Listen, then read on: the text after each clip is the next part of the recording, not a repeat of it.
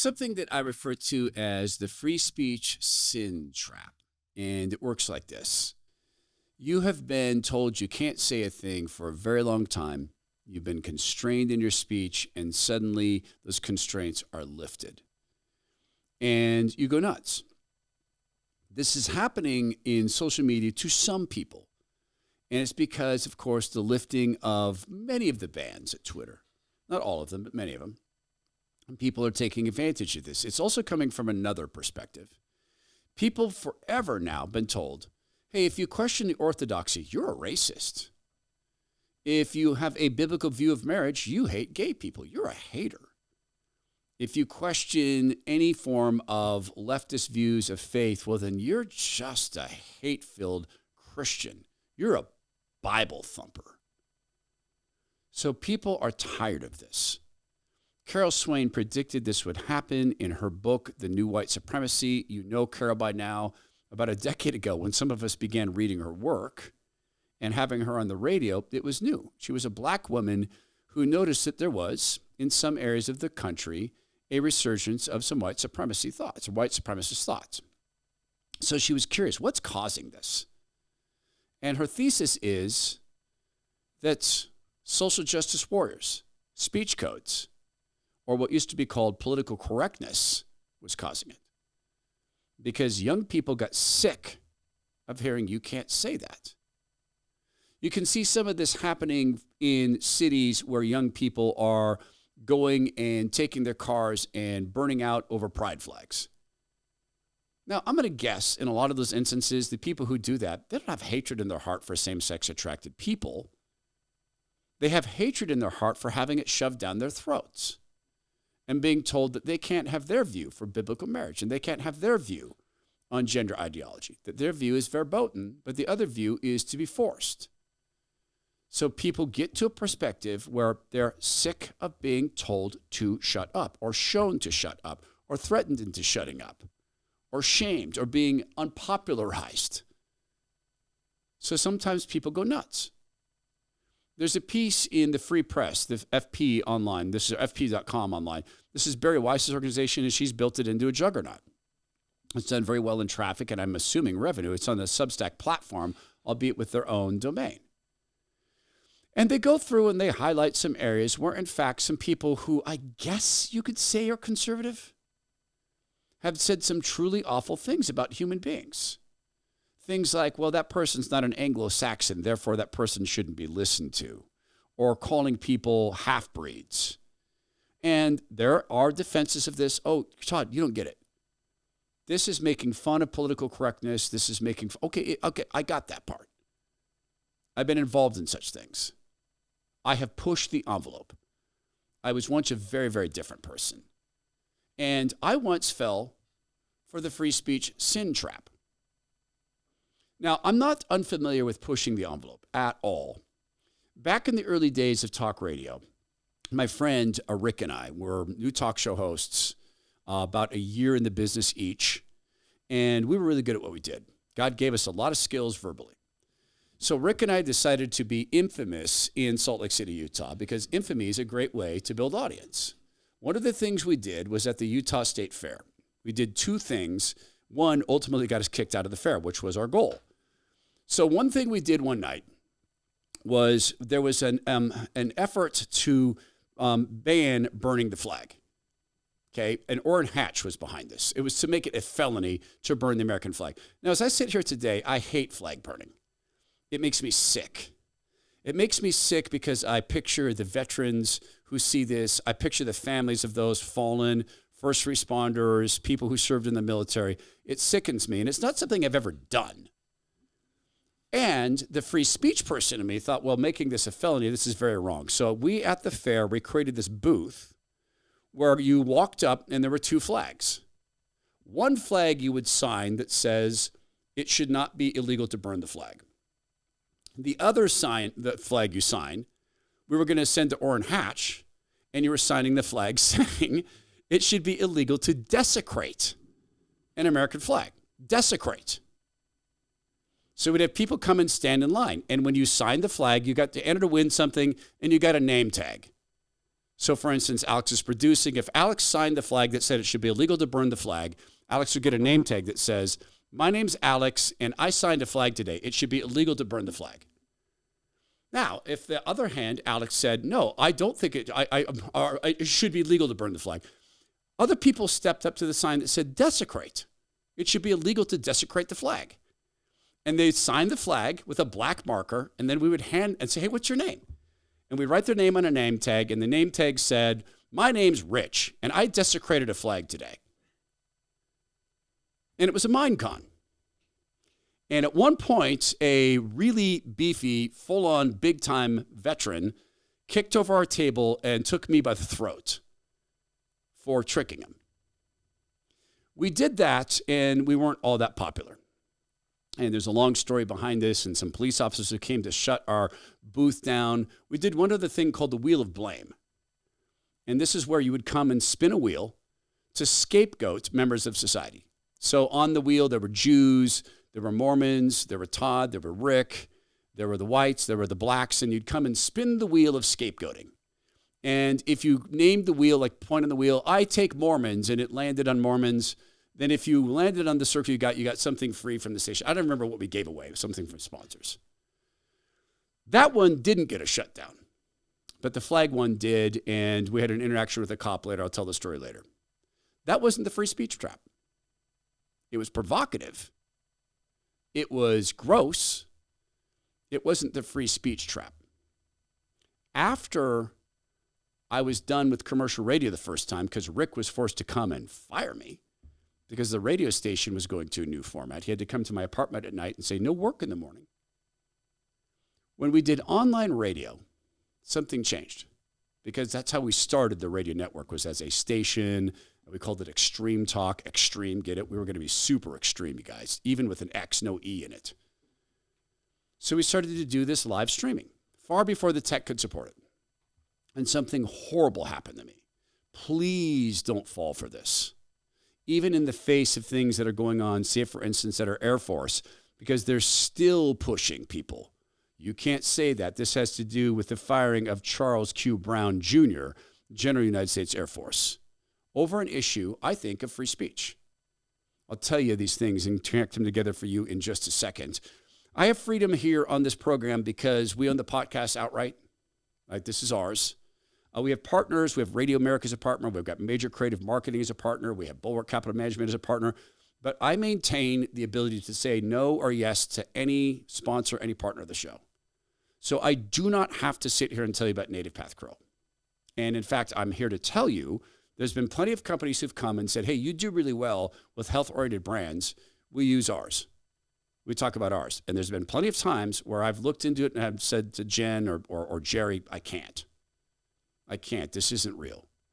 Native Path Antarctic Krill is very, very real. The Native Path Company is one of the good actors in this business. And Native Path Antarctic Krill was not something I expected. I knew it was omega-3s. I knew it was more absorbable. I knew it was 50% more absorbable than fish. And I eat a ton of fish. I knew that omega-3s are good for you. I tried the supplements before, but they never did anything I could feel, ever. When I began to take Native Path Antarctic Krill, 2 of the soft tabs at night, I never needed ibuprofen again. So something extraordinary. I went back. We had already closed the deal.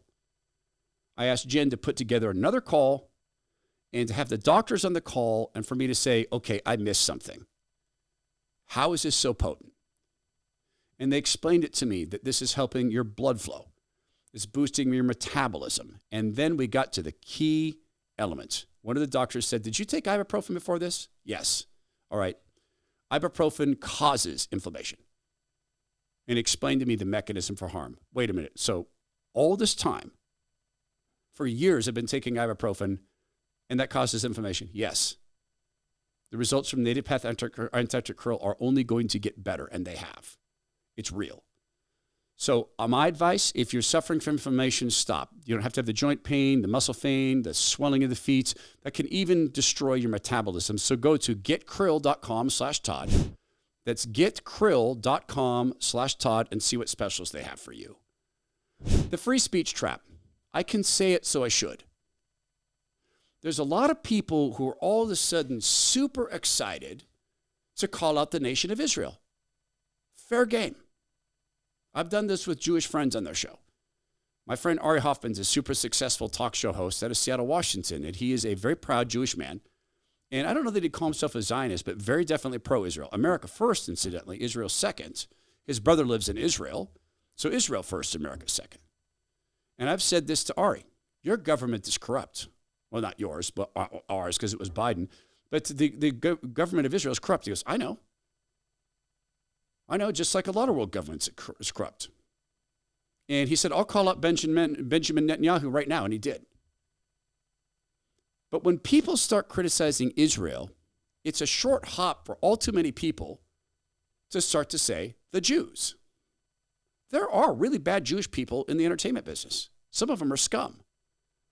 I can tell you stories about people who are executives in media who happen to be Jewish, calling executives on the week of Christmas saying, I need heads. I need heads. I'm looking at the numbers. They're not good. I need heads. Fire people. The week of Christmas. And I can tell you stories about media executives instead drawing their team together and saying, here's the deal.